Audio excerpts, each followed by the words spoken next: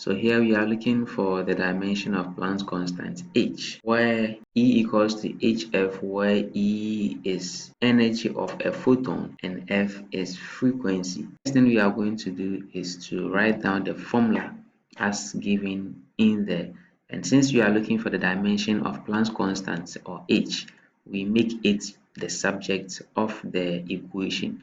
So making h the subject, we get this. Now after making h the subject, we find the dimension of both sides as we have studied earlier. So dimension of the left hand side equals dimension of the right hand side. Then we find the dimension of each term in this formula. So we have energy up here, and then we have frequency down here. Now we all know that frequency is the inverse of period, and period is the unit of period is seconds, right? So if the unit is seconds, it means that the dimension is capital T.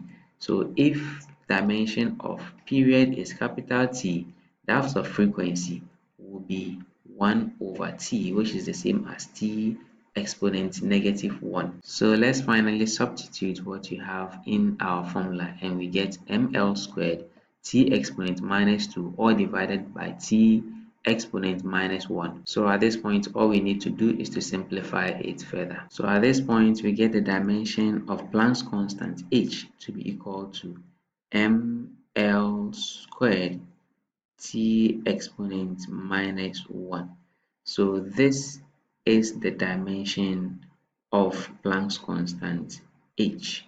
Now what about the unit? This time around, I'm not going to break it down, but then if we are given ml squared T exponent -2, we know that m, the unit, is kilogram, L is meters squared, and then T is per second squared. I hope this is clear because we've done several examples on this and you know how we arrive at this. Okay, so this will be the end of this video.